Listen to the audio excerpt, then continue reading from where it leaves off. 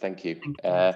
So yeah, what was I saying? Oh yeah, so about 14 years ago, like I said, when I first started working in this field, I remember it really clearly because I was doing my master's at the time, and the project manager at Foundation was doing the same course, and I told him what I was interested in, and he was like, "Oh, come do a few hours here and stuff like that," because the budgets were there and the temporary contracts were here, there, and everywhere, and I got a permanent post. But the reason why I mentioned that is because of the budgets and everything attached to it, I think we were quite lucky in that organisation, certainly initially in my first few years, where there was external trainers coming in and internal training as well. But to the latter end of my time with that organisation, and it's not specific to that organisation, I think it's across the sector as a whole, training just ceased.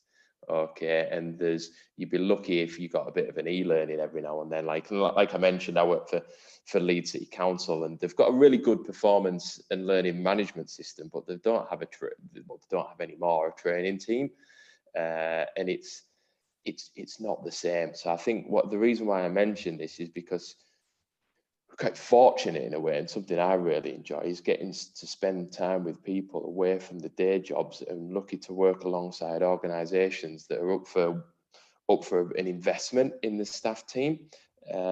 Because in terms of, Tammy will probably correct me if I get the specifics wrong, but in terms of staff teams and mandatory requirements in safeguarding, the mandatory probably falls a little bit below a full day training course or a training program, should be saying, some organisations with TAE. And I think it's fantastic that organisations are willing to invest, and you can tell the difference when people are coming away from the day job for a little bit. And sometimes, don't get me wrong, I've had cohorts where it's taken a fair while to kind of relax away from the day job, especially if they're in the workplace setting.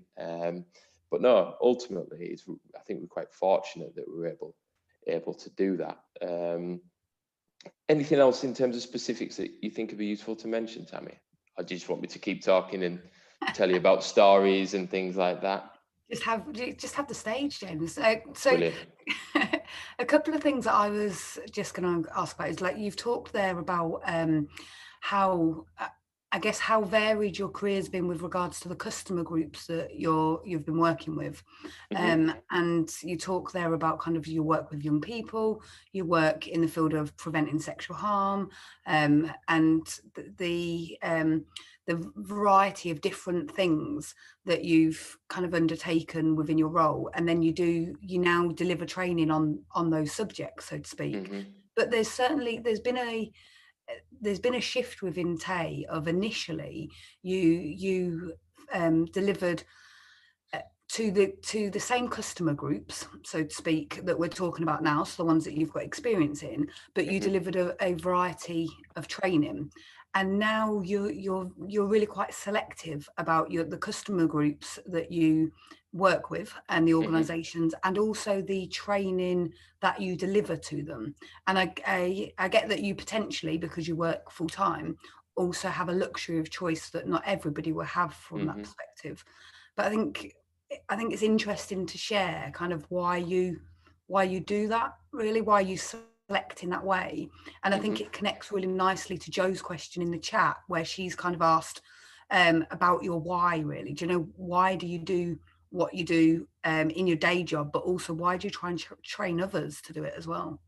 Okay, yeah. So in terms of being, like you say, I'm in a fortunate position where I work full-time for Leeds City Council, and I've worked full-time throughout my various roles for a number of, several years now, for 13, 14 years. So I do have the added bonus, to be honest, of being flexible.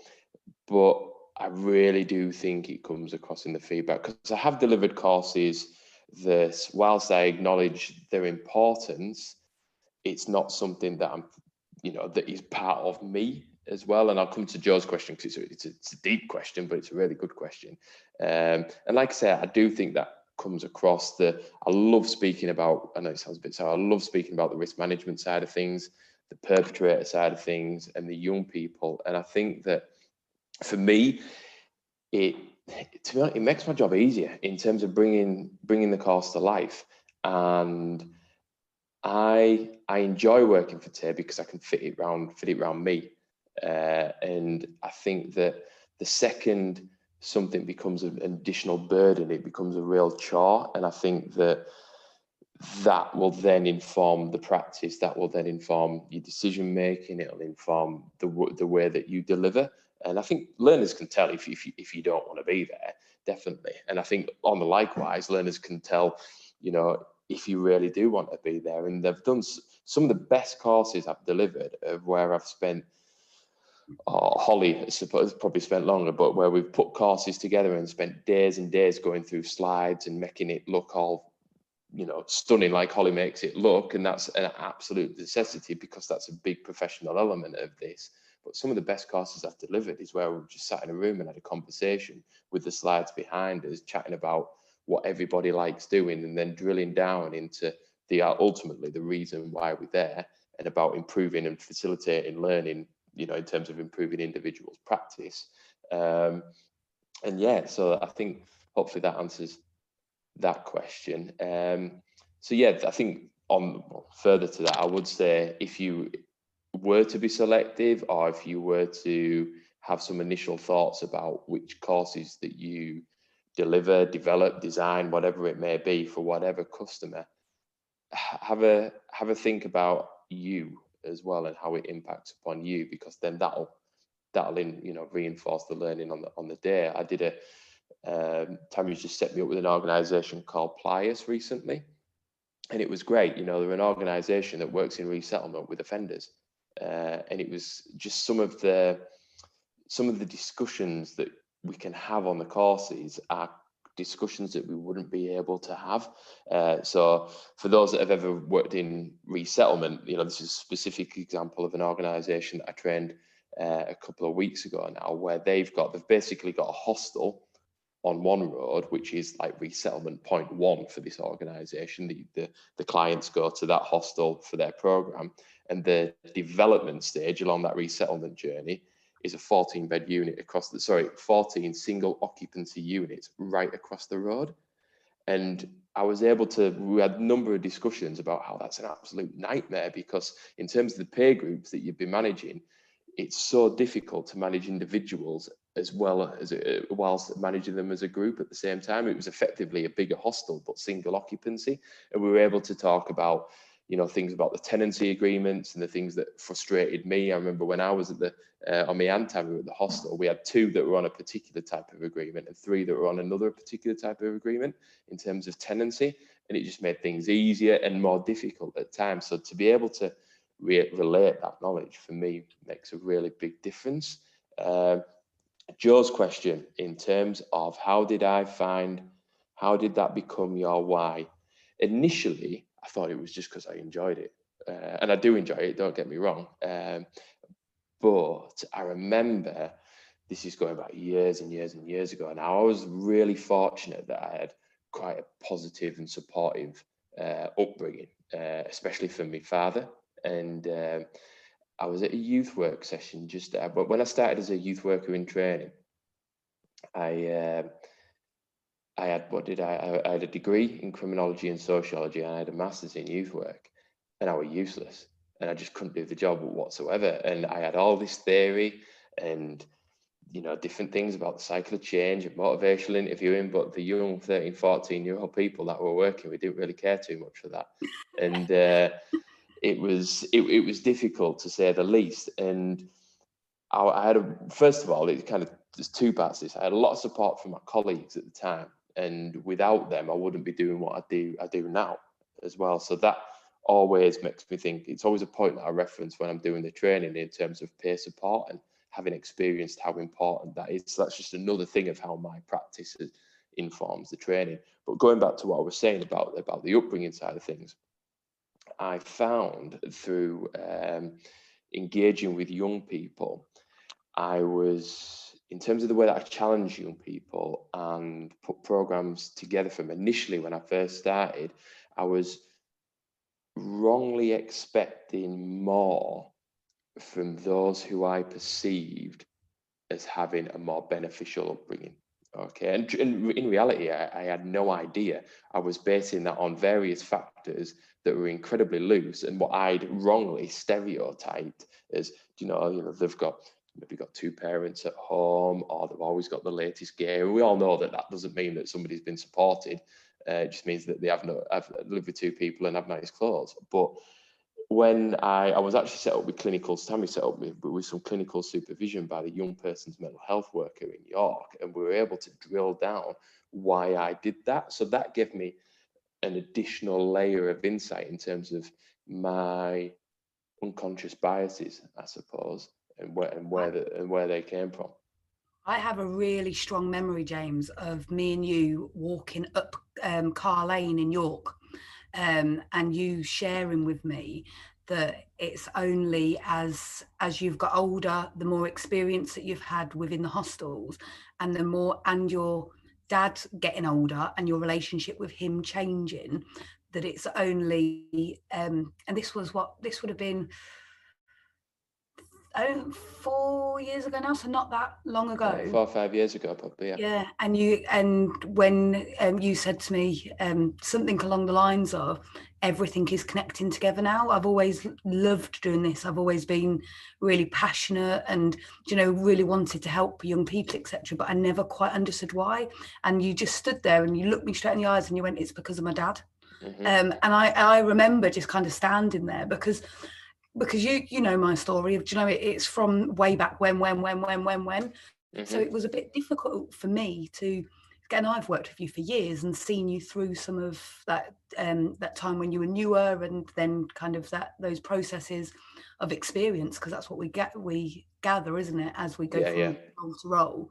And I've never quite been able to put my own mind into really recognizing the strength of people who come into this sector but don't have their own kind of story to tell, so to speak. Mm-hmm. And that was such a big learning point for me as an individual to go,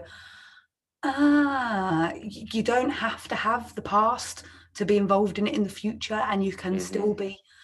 Because I think I had a bit of a bias around the fact that if you haven't been in a similar situation, then how can you ever really understand elements of that situation? And that was a piece of learning that you gave to me by sharing with me your learning, if that makes sense. It does, yeah. It's like I did a challenging behaviour course the other day, and we've recently changed it round. There's something called frame of reference, or if you're working with young people, or when I say young people, I probably mean like 13 and below, I refer to it as like window of your world. And it's just like a sphere, and it's everything that makes up who you are. And that really sits, that's probably my favourite theory out of any theory, because it really sits with me. And being able to identify the impact that my frame of reference has had upon me has helped me both put myself in terms of professional positions where I'm able to maybe facilitate that for some of the individuals that I work with, and naturally we all relate to individuals a little bit more where there's some form of connection as well. And for me, thinking about one individual that I worked with when we were at Reshape for about 3 years consistently, there was a strong correlation between what I'd had and the impact that had had on me, and what he hadn't had and the subsequent impact that it had had upon him as well. So then it was just something that worked quite well in terms of the professional relationship that we were able to develop. And again, all of the ultimately, the expert or the specialist thing, like I alluded to it earlier, I just like talking about what I do. And I think that hopefully that comes across. And I think sometimes in the feedback, it's really nice to see that. And sometimes it's really great to show people that frame of reference. And to be honest, I try shoehorn it into a lot of the training sessions that I deliver, to be honest, because I think that before we spend the day thinking about others, so like challenging behavior, the majority of the course is techniques, strategies, tools effectively for dealing with challenging behaviour of others to you, but then before you recognise the impact that it has upon yourself, there ain't no point in even looking at that, because then it's just very clinical, isn't it? And if you're bothered by something more than another, then you need to be aware of that, I think. But yeah, that's kind of like where we're at. Is there any questions at this point? Yeah, Carmen, go for it. Oh, you're on mute, Carmen. Yeah. Hi, James. Yeah, I was just wondering, and it's something actually that you've just mentioned, just about bringing yourself into that space and your history and your self-awareness of you and where you are, and and the things that have brought you to the place that you are, and how I was just kind of wondering how do you decide on that when you're actually in that training space with whoever's there, and as you're having the conversation, or is it something that you have a deliberate decision that this is how much I want to bring here, and how much I want to I guess to share and to reveal of myself in order to help facilitate that learning for other people? Does that make sense? Yeah, absolutely. I think that going back to like the first part of the question, I've got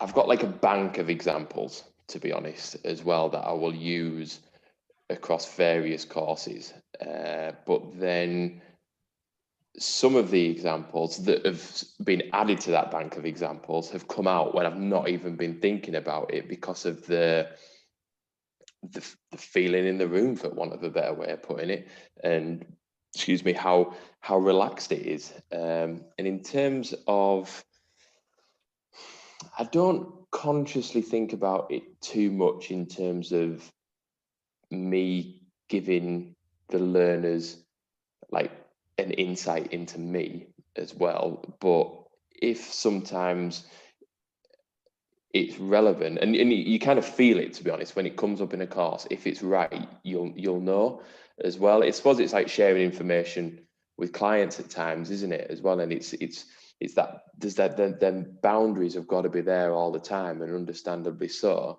But it is slightly different from each cohort of people. I don't think I've really answered your question as good as I should have done there.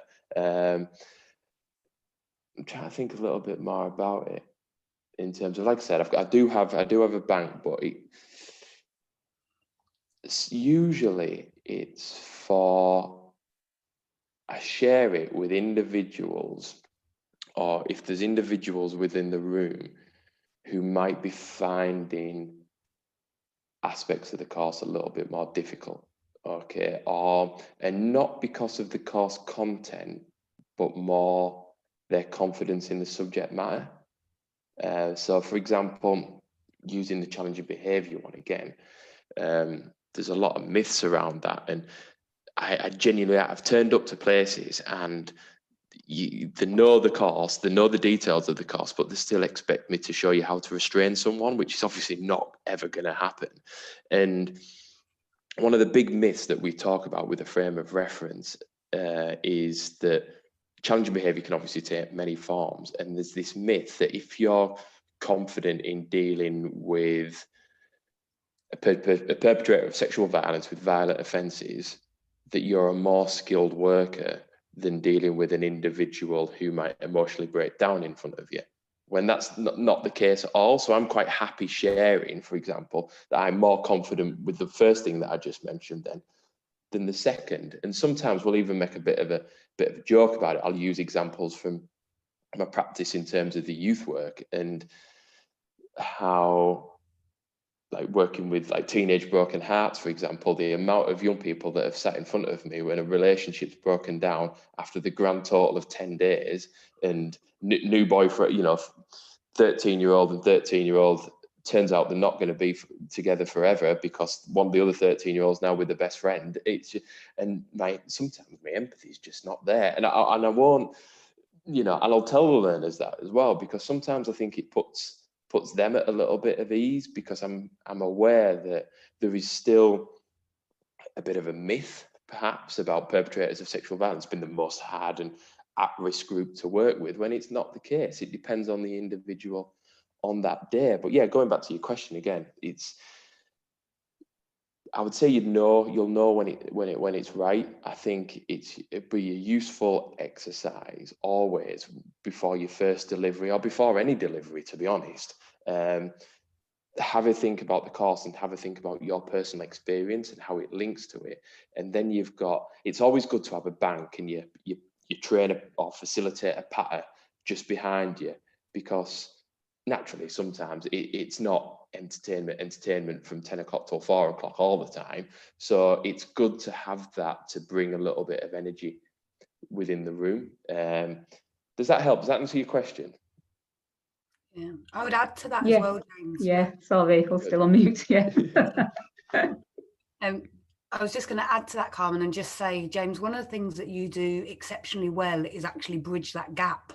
And you've given a few examples there of sometimes, and I've seen you do it with lots of different situations, and I'm just kind of thinking now about those. But when you're trying to share a learning point with a group, and you're not receiving the answers that you need to be able to really explore the perspectives, and sometimes that can be about the group dynamic. So if you've got a team of people and you've got a couple of managers in there, for instance, they really might not be willing to share that they can't, I don't know, spot the basic signs and symptoms of abuse, even though they've worked at the organisation for 3 years, or that they don't know the detail of the equality and diversity policy, or actually their professional boundaries are all over the place because their emotional resilience is on the ground. And one of the things that you do really well is take away kind of, I guess, the ego element of it, and you show up a little bit. So you will give examples of when your professional boundaries, because they're viewing you as the facilitator, and you give examples of when your professional boundaries were a bit shaky, and then what you did about it. Or you give examples of, times within your working career that actually you've not recognized that it's a strength to be able to say that you need some more support in that. And so I think that's, and I'm connecting that back to your question last week, Carmen, where you asked about kind of, we talked briefly last week about actually when we're walking into a room to facilitate, then actually to an extent we leave part of ourselves at the door, and it's a little bit of a performance, in the sense of, you're like, right, okay, these people they're giving me their time, they're giving me their money, they're wanting to learn something of value here, and irrelevant of what's going on in your external world, you kind of go, and then you go in and you do the best you can do within that situation, and you bring your best self. And we kind of talked about that as performing, and I think there's a balance, isn't there, to be struck. And I wonder whether the two questions that you asked are connected, Carmen, in that way, because what James does exceptionally well, and if you choose one of the sessions that he's running at Tay, you can observe him, but we have other facilitators that do this brilliantly as well, not just James, but there's a humbleness to sharing within that context, because you're not sharing to say, I'm great at all of this. You're sharing to support other people to share. And sometimes you'll quite often introduce something, and then people will then take that as absolute reassurance that they can be honest with you, or that they can share, and then they will run with it, so you don't need to anymore, if that makes sense. Yeah, definitely. I think there's a lot of value, and potentially, I think, you go into a room or a Zoom, you tell people what you've done, and that gives them, a certain judgment of you in terms of skill set and knowledge. But I think that sometimes it's equally, if not, I'd argue it's maybe even more powerful to every now and then drop in where you got it wrong as well. So I think, like, on the risk assessment training, particularly high risk individual, and the whole course is based around this person, and I worked with him for probably about 2 months most days. And in terms of, we go through obviously all the categories that relate to risk assessment, one of them being mental health. And I talk about how I got it wrong because I referred him to a mind group that young people and individuals that I'd worked with in the past had engaged with it had gone really well. Whereas this individual just come from a custodial setting, and there was a dropout, and there became a place on this mind course, and I straight away went to, the more support this individual gets, the better it's going to be, and put him on this mind course, went with him, and he could see, when he went in the room, he definitely needed the support, don't get me wrong. He looked at the other individuals within the room, and he identified them as having mental health issues, and that petrified him because he didn't want his peers to identify him like he was identifying them.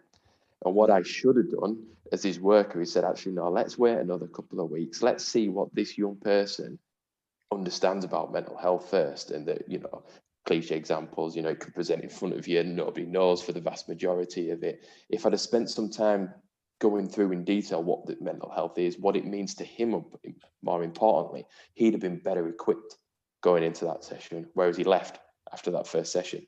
And we didn't work together long enough for me to get him back. So I missed a bit of a trick there and I got it wrong.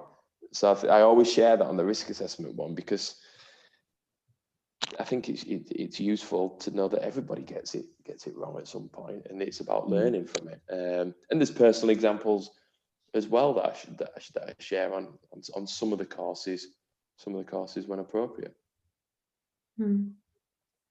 Yeah, it's helpful. Thank you. No worries. Have we got any other questions before I ask James to talk a little bit about expert facilitation skills? No, perfect. James, would you mind just talking a little bit about expert facilitation skills from the perspective of what you think is most important for a facilitator, and then also what would be really interesting as well would be kind of a consideration from the different skills you feel that you need in the room to kind of in Zoom, so to speak. Yeah, okay. So I think the main one is engagement, is spend time speaking to the people. I mean, it sounds strange, but for me, there's a big difference in terms of delivering what's on the slides and delivering what people need to know, and take the pressure off the learners sometimes, like the challenging behavioural course. There's so many different toolkits. I acknowledge wholeheartedly at the beginning of the day that not every single one of them toolkits is going to benefit every single member of staff. And in terms of setting up in terms of that engagement, for me, it's done at the very beginning in the way that you set up the course. Okay, in terms of not just telling people what they want to get out of the course and what they should get out of the course, but what I hope that they are going to get out of the course, and a little bit of a plan for the day. I'm very professionally / informal in the way that I'll, we'll have discussions throughout the day, and I very much feed off the room, which we'll come to in a second in terms of the Zoom, because that was a massive concern of mine when we first started delivering via Zoom. But in terms of the things that are really important to me, definitely engagement within the room and building a certain level of trust.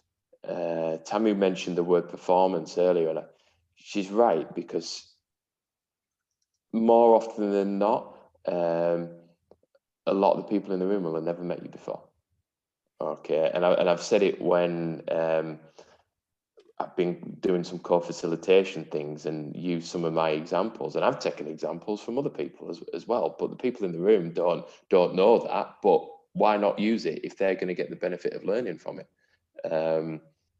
So yeah, engagement, making people feel comfortable, making it specific to people's roles. I think depending on the organisation that you work for, the organisation that you deliver training for, and how much involvement they have with it, kind of depends on how many of their staff cohort. as well. So one thing that I'm always really keen to do is highlight the importance of administrators. The amount of administrators that I've had on courses and have turned around and said, yeah, I've got to do this, or I don't really see anyone, you know, I just answer phones. I don't really do many safeguarding, do anything to do with safeguarding. I just speak to clients every day, all day over the phone, but I've got nothing to do with safeguarding. It's about making them realise the massive impact that their role has. Okay, and it's constantly for me throughout the day relating what's shared on the screen or what's behind you on the slides to what they do. And don't get me wrong, there's only a certain level of understanding that you can get from an organization through reading the PowerPoints, through discussing it with a particular individual, from the representative from the organization as part of the course prep. But for me, it's just about learning about people throughout the room and just spending time on the things that when you're delivering, and those that have facilitated before will know that sometimes naturally you just need to spend more time on certain subjects. Okay, don't be, lesson plans are there for a reason and they provide a really good structure.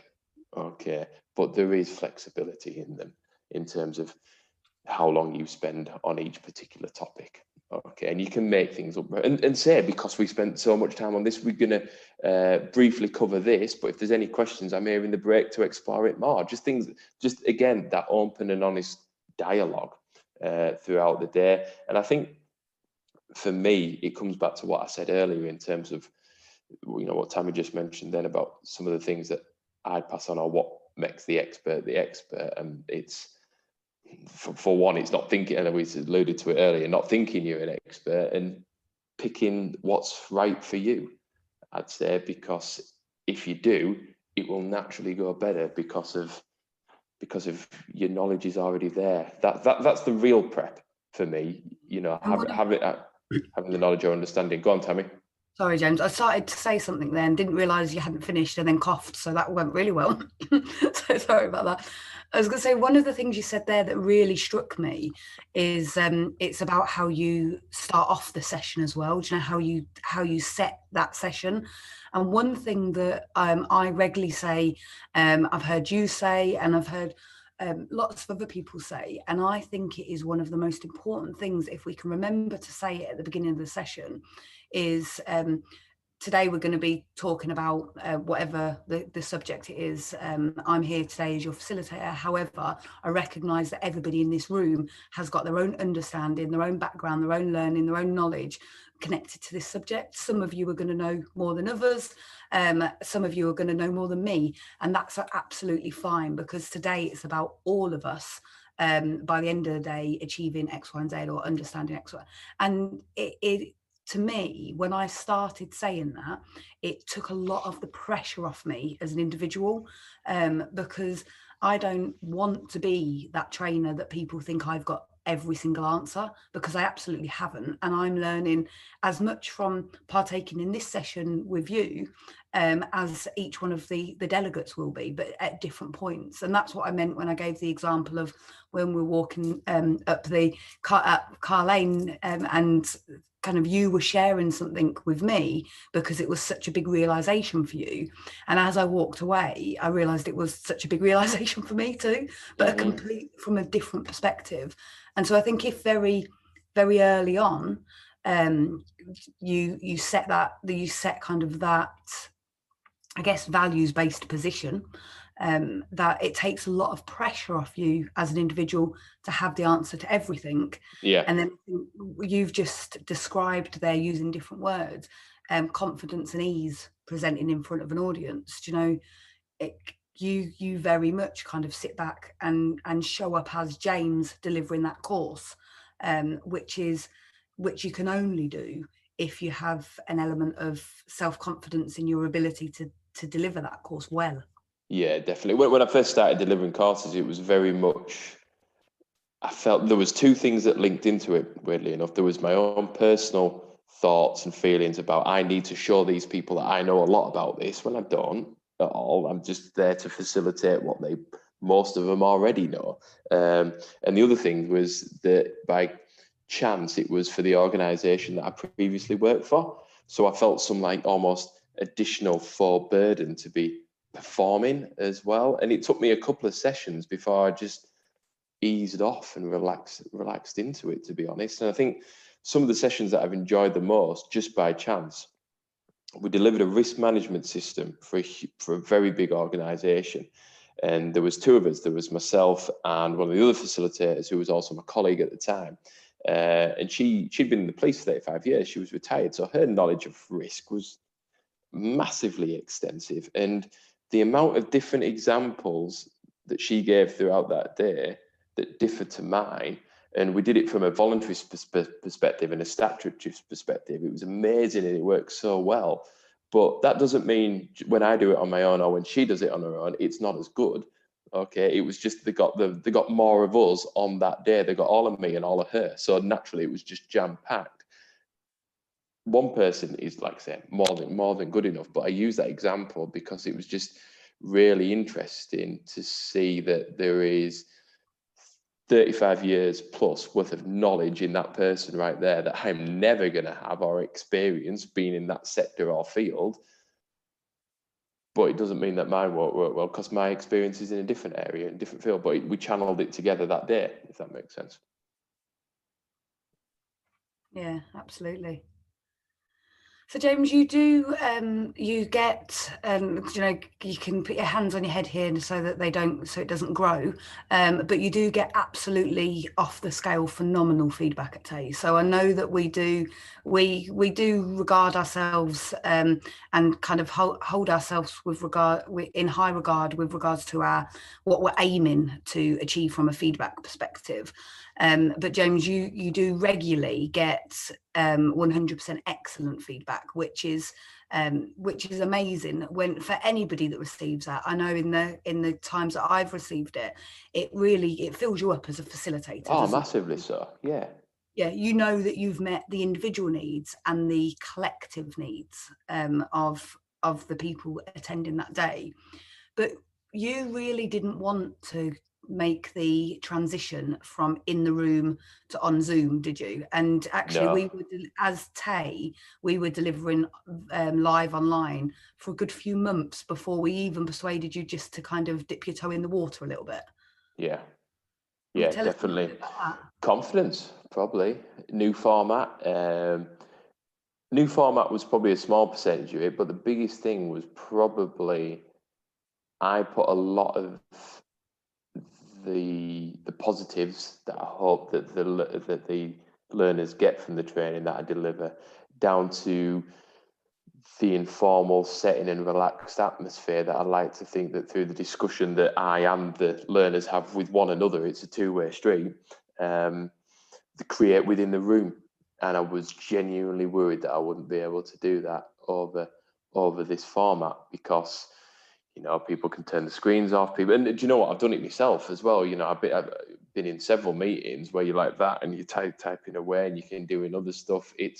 It's different, and that was a big concern for me. But I think after the first couple, it became apparent that I can still do that. And again, it was that. Sorry, I'm just opening the door for the dog.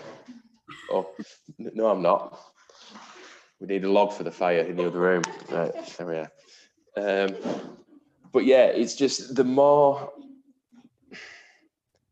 it's just about practice, really, and just feeling comfortable with it. Me and Becky kindly spent some time with me, basically spoon feeding me and how to use Zoom as an application. And I still do it from time to time, thinking, right, share my screen, and every now and then I'll share my screen and not share the audio, that tiny little button that is in the corner as well. I forgot to do that before. I'm thinking, where is it? And you've got people's literacy, computer literacy. I'm quite lucky. I'm quite fortunate. I'm confident in that. But there's many individuals that aren't. So there's that to battle with. But yeah, absolutely. And I was just, it was a lot of things kind of coming from everywhere that I was worried that would take away from me being me and in my enjoyment of the course. Because when I'm not enjoying it, it's not as good as well. So I need to be enjoying it. I was worried that the added, I don't even think restriction, I was looking at them as restrictions, but they're not. okay, it's just a different way of doing things. I was worried that they'd take away from that enjoyment, and then that'd have a direct impact upon the facilitation. Okay, but now I'm quite comfortable with it. You did mention earlier, though, that the big difference for you is the inability to read the room quite so easily. Yeah, I do miss that as well, and I will probably spend a little bit longer each time I get an opportunity to have the room having fun together as well, and try to really bring that out. I got some. I was speaking to an individual from an organisation who was basically telling me about what they wanted their staff team to get out of the trainer, and she mentioned the comment, something words to the effect of, they might take a little bit of time to warm up as well. So I think within 5 minutes, somebody cracked a joke or said something, and I was able to pull it out, and we spent maybe another 5 minutes just having a bit of a laugh with each other and talking about things, just because I knew, I'd already been told that they took a while to warm up. So I was like, right, this is an opportunity for me to get them warmed up. Let's leave the slides for 5 minutes. And then that made a massive difference throughout the day. And there's also flexibility in terms of the way that you deliver the particular exercises. There's exercises that last week I delivered just as you would on a whiteboard almost, and spoke through it. That was a breakout room exercise 2 weeks ago. So it's just about, like you say, learning to read the room and becoming as comfortable as you possibly can be, I guess, with it, and practice as well. I'm used to spending a lot of time in front of the screen now, so it's the new norm, and then that's enabled me to see so many positives. I trained an organisation last week from London. I wouldn't have done that if it wasn't via Zoom. Yeah, well, for anybody who wants to laugh at the laugh with rather than at the expert in the room, James really doesn't like tubes, and I laugh at him about it. I've been to London like 3 times in my life. I don't, I'm quite. It's like it literally is like the other side of the world to you, isn't it, James? It is, yeah. I prefer to go to the other side of the world. I've been out of this country more than I've been to London, definitely, by tenfold. I'm so glad I'm not the only one. I hate the tubes. So I'm so glad I'm not the only one. I hate it. Yeah, I remember I walked for about an hour and a half rather than getting a 10-minute tube. I just don't. Yep. They just slow down. Yeah. To be fair, at the moment, I think I'd walk with you, James. Do you know? Yeah. Has anybody got any questions for James at this point? No, fantastic. I've got an observation really, and I was just thinking of Carmen, and one thing which most people have a slide there somewhere is like what people already know, and I think that's probably one of the most important slides, because not only can they share what they already know, you can then use that opportunity to say, I will be learning, I guarantee I'll be learning from one of you in this room today, because I don't know everything. And I make a big point of it. I know every time I do training, somebody will say something I've never heard before, and I'll make a point. I said, there you go, I told you, and I'll write it down. But that makes me, as James said, really, we don't know everything, but it gives you that real nice opportunity to say that I will be learning from you, because that makes them, their chest puff out a little bit. Yeah. And they think, oh, wow, we're doing a great job. And so, I know that Carmen was worried about this last week, but that's a really nice way. It's such a simple thing to do, and you're never going to forget it, because predominantly it's probably going to be on one of your slides, Carmen. So if you put that in, what you already know, and then flip it, reverse it, it's going to work for you. That's my definitely always knowledge for the day. and the thing, you're absolutely right, 100%. And it's exciting when you get some new information. Yeah. Like, what was I in the other day that I've learned? Like, I do quite a lot. So the demographic of the young people that I work with is a mixture of Romanian, Polish, and Asian. So I deal with a lot of hate crime as well. So I was doing some facilitation, some learning on radicalization, and there's a real strong correlation at the moment between far-right radical groups and like green politics as well, because they're identifying young people are more interested, have an increasing interest in veganism, recycling, whatever it may be. So they're targeting that as part of their manifesto, well, whatever. It's not a manifesto, is it? We know that, but from their ethos, it's almost as to get people bought into the wider methodology. And I was like, I never even knew that as well. So it was really interesting that was in. I was genuinely interested, and I think the people on the course knew that I was genuinely interested because we stopped for a minute and talked about it. So yeah, you're absolutely right what you said, Alan, 100%.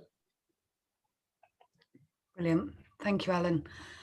So, James, I did ask you to kind of finish up really with reflecting on a couple of the expert facilitation skills that the group voted on last week with regards to kind of the things that they feel more comfortable with and the things that they feel less comfortable with.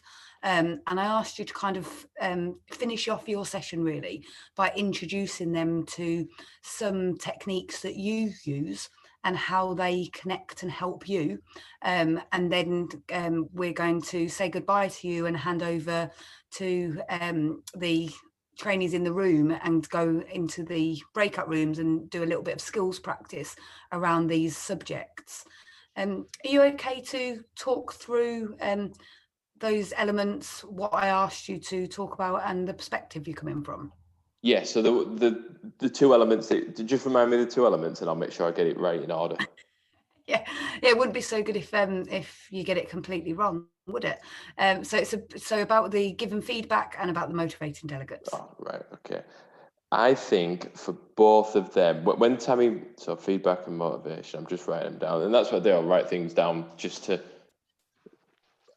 I'm a bit of a bugger for going off keel at some point and not on tangents here, there, and everywhere. So that's one thing in terms of that I would recommend that you do in terms of sticking to the plan like this. But in terms of motivation, I think your motivation and your feedback is and can be defined with how you set up the course in the first 20 minutes and half an hour. And that's not to say that you're going to lose people for the day, because you can get people back. You know, don't put any additional unneeded pressure on yourself when you're facilitating. Those that have facilitated several times before will know this.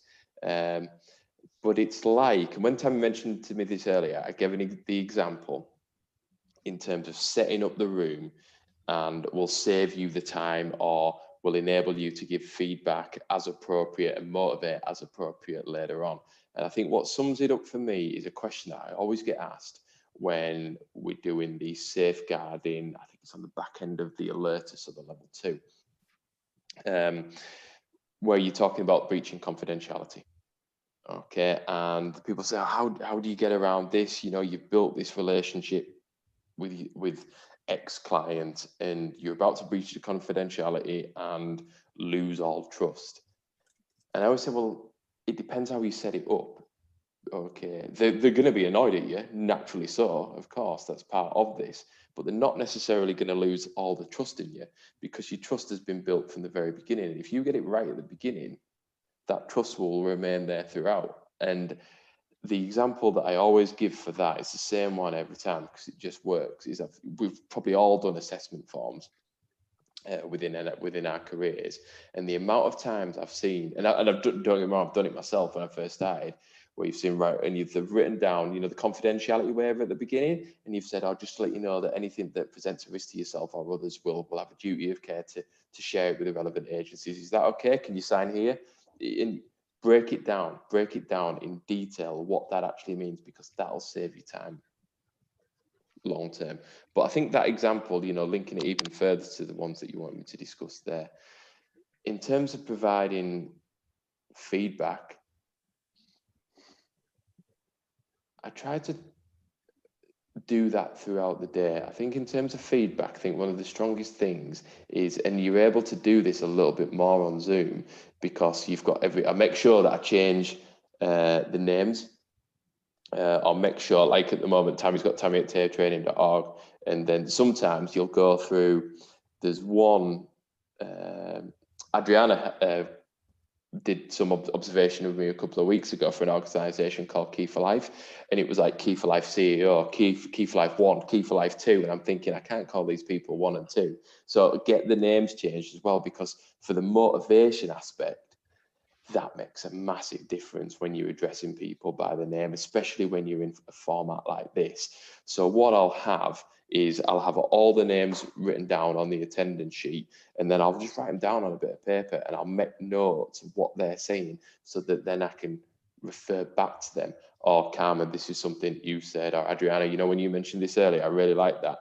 That for me really helps with the motivation side of things, because you're including people and they're then part of the training, rather than somebody on a Zoom call or somebody stood up the front of the room and just imparting information.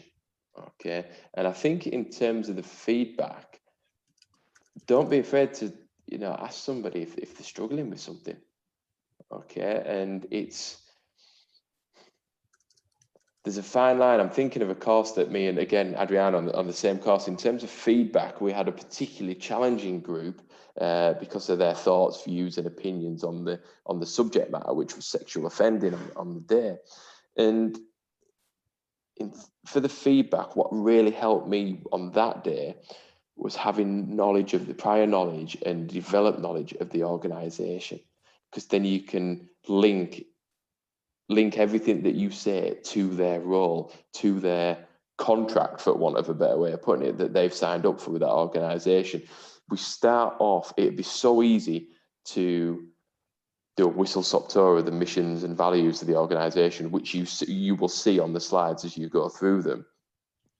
Spend some time thinking about, okay, how are you going to link that to today's course? Because then when you're providing your feedback, again, this is in your prep and setting up the course, right?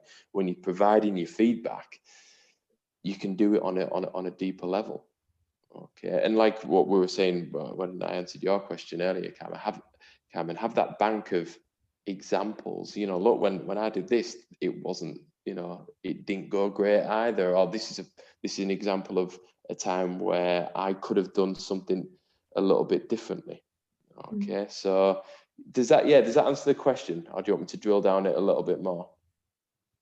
So I think from the feedback perspective, that's really helpful, and I would say that I do very similar with regards to, rather than if they're given an answer. So for instance, we might say, so I don't know, who has experience of X, Y, and Z, and then some brave person puts their hand up or volunteers their thoughts, and then actually they say something that's so far away from where you're trying to go with the training that as a facilitator, you kind of go, oh, hang on a minute, how do I bring this back, and how do I value that, value their bravery and their sharing, but also move the direction back onto where I'm aiming to take this group and the recognition.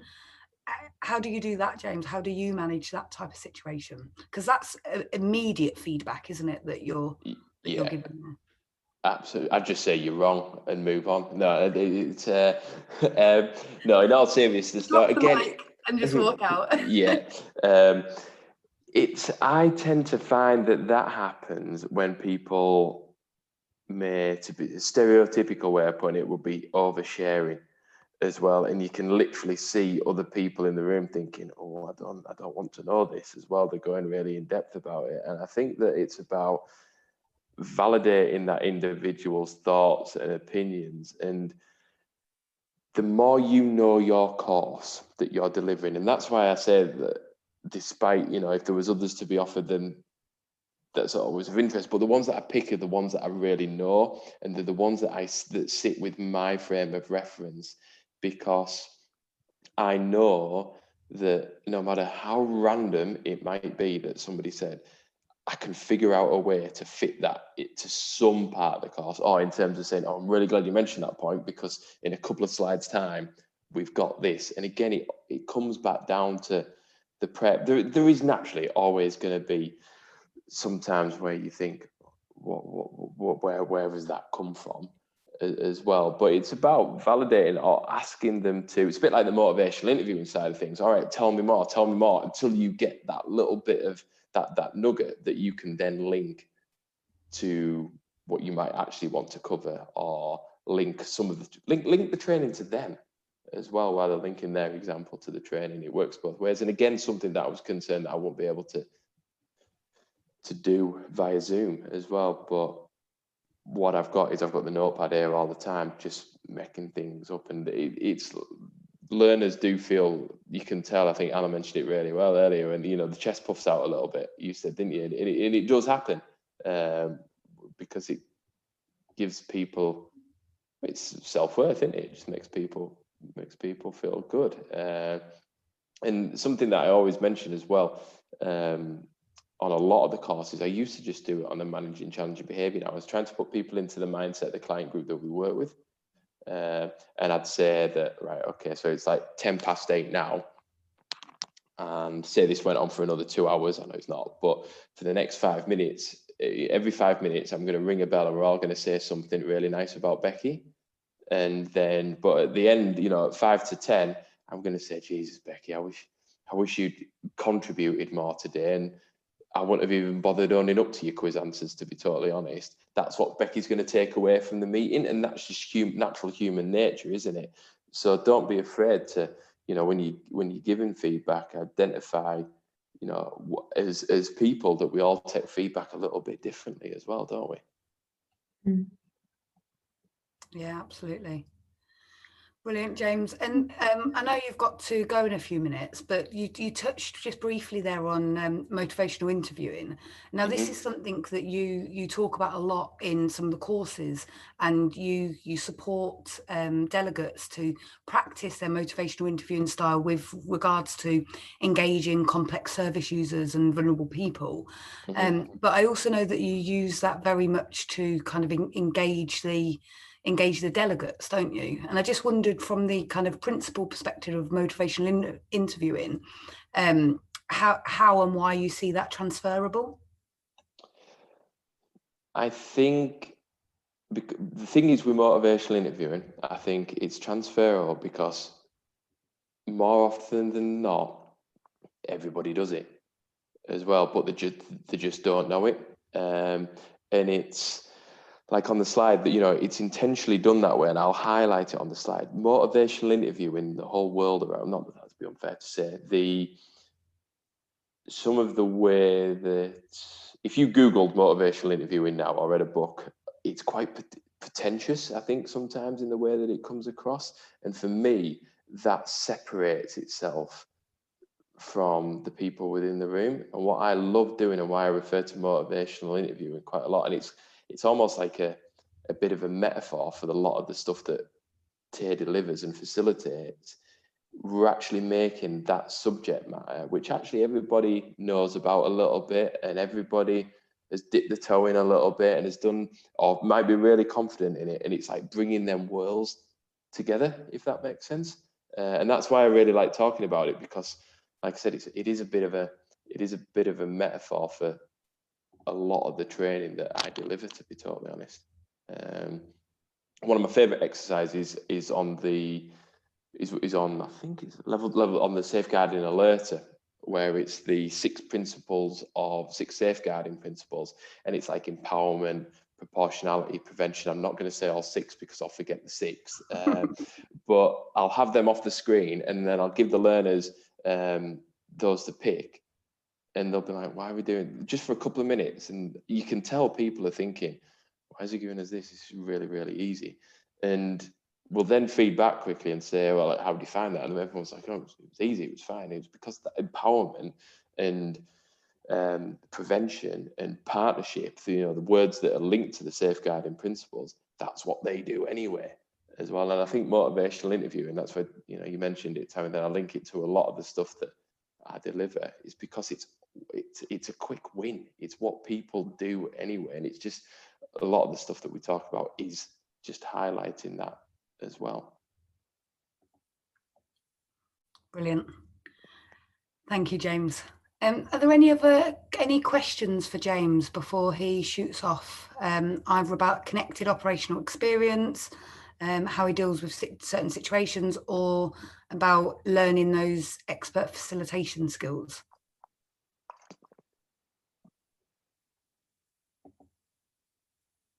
Go for it. Sorry.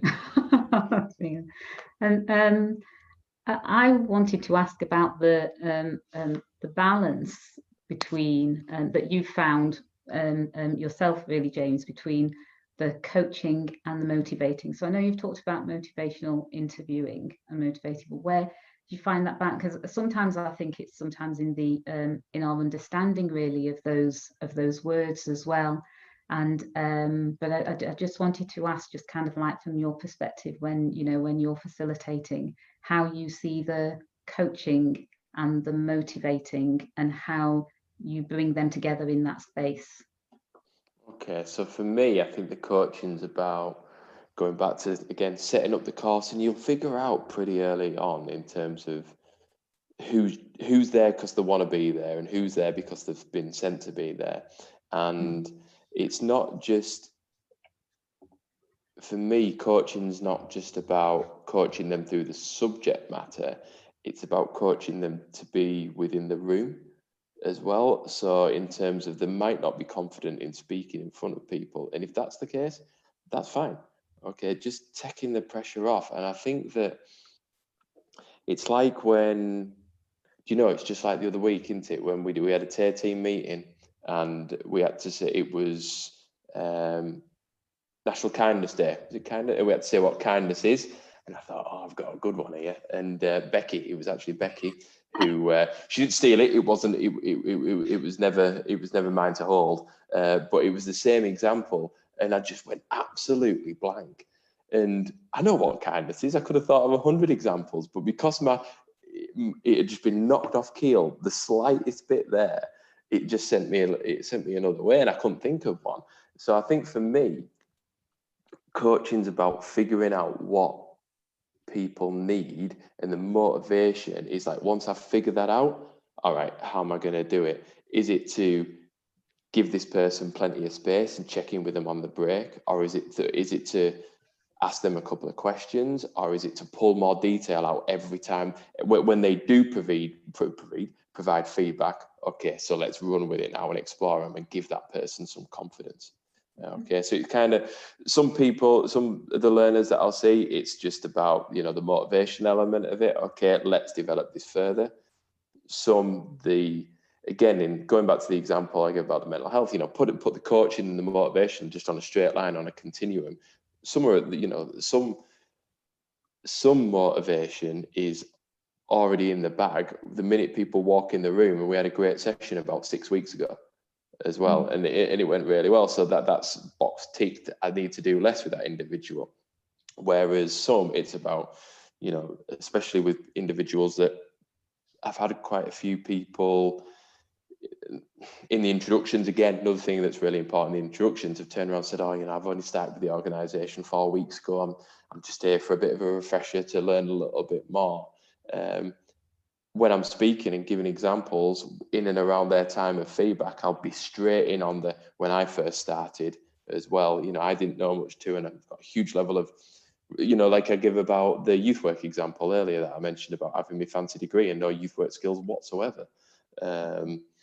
Just again, picking out those points and finding out who needs coaching when and who needs motivating when, and that it starts with, I think at the end point, you're looking at an individual that is really motivated.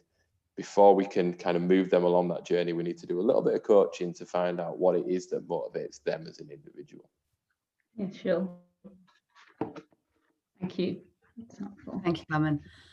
James, my last very quick question, because I know that we covered this on the podcast that you did, which went live this week, so you can listen to the expert podcast there, and James's kind of thoughts on that if you're not fed up of him after tonight.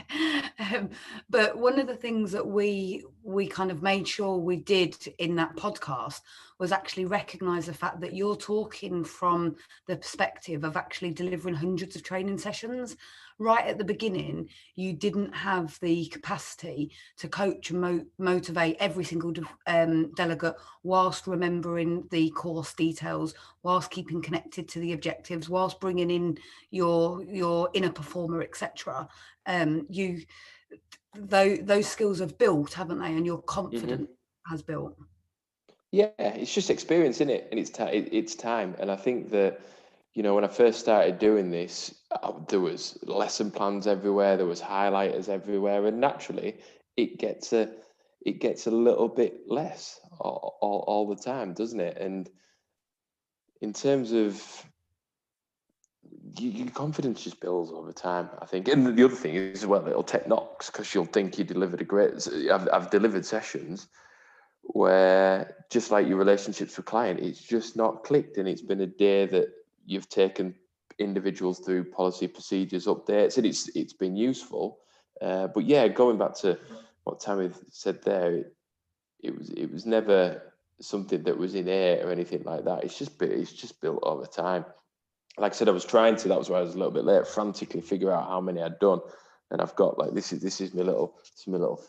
I don't know whether you can see it, how many I've done, but like it's really see it, James, don't worry. yeah, it's but it just comes with time as well. And even like the other day, I was a little bit nervous going into this organisation where I'd been told that the learners take a while to warm up, and yeah, it's just, does that answer the question? Is that?